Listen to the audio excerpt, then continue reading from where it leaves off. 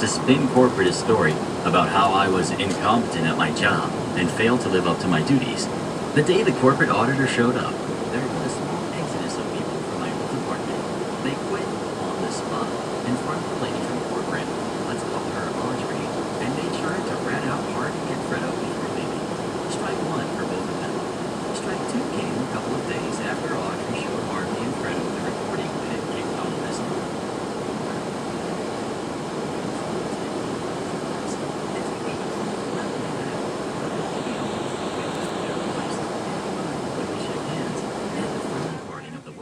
Which was something they had already. Yes, may I please have number 9 with no pickles, this wasn't the actual strike. extra onions, that came when it was clear they needed extra to be ketchup. separated. So Audrey sent Fredo to work at another restaurant owned by our parent company and temporarily demoted Harvey to manager. This tore them apart. They had once Sprite, been please. an inseparable evil team. But the pressure of the investigation must have pushed them over May the I edge. also please They get ended up at each other's throats. one On extra Facebook, on a cheeseburger? public post on the company page. The post has since been no deleted, pickle, but Thomas explained it extra as onion, follows. extra ketchup, Fredo had been pictured in the Facebook post and on the restaurant page, one and Harvey McChicken. made a passive-aggressive comment And that will about be it. how Fredo shouldn't even be in the picture since he had been moved to another restaurant due to misconduct. Fredo saw this Thank comment you. and said something along the lines of, "At least when people Google my name, I don't show up as a criminal." To which Harvey responded, "Very funny from the guy who is cheating on his wife with Janet's sister."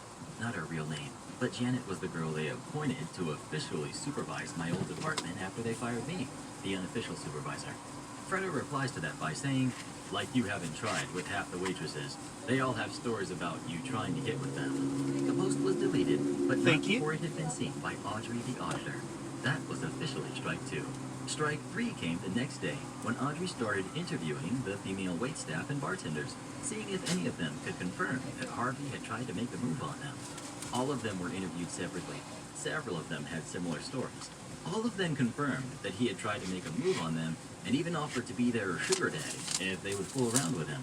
Harvey was fired, but that isn't the worst of it. Audrey the auditor wasn't just some random lady from corporate.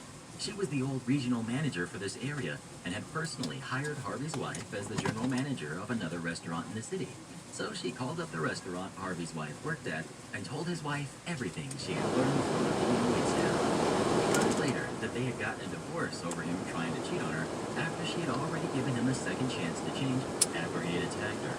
I don't know what compelled her to give him a second chance after something like that, but she sure didn't give him a third. After firing Harvey, the line cook who had given me the food was interviewed by Audrey. I don't know how it came up, but at some point he had let it slip that he was an illegal immigrant.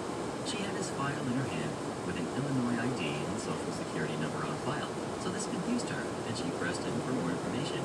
It turned out that Fredo had some connections and had his own little thing going on where he would have fake social security cards and IDs made for people who he was hiring at reduced wages. It had been going on for at least 4 years. Needless to say, this is a felony.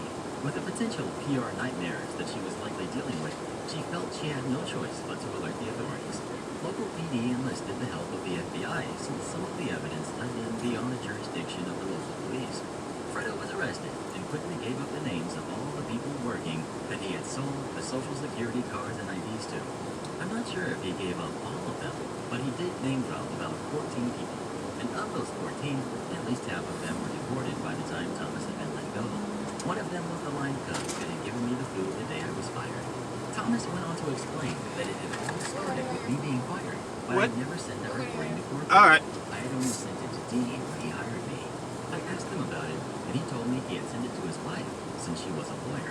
He wanted to see if I had a case to maybe sue my old job, since what they had done was wrong. But he also remembered that when we had first talked about it, I said I'm not the type of person who would try to make millions off of an entire company because of the mistake of 2 jerks. But I also said that it would be pretty sweet to see them lose their jobs too. So his wife had been that sent it to the legal team at the corporate HQ of my old restaurant job. My boss showed it to his wife, who forwarded it to the real head honchos of my old job. They were both just trying to get 2 scumbags fired for what they did to me, but ended up pulling a thread so long that it didn't end until there were harassment accusations, revelations about managers cheating on their spouses with people related to people they had placed in positions of authority, a divorce, mass layoffs,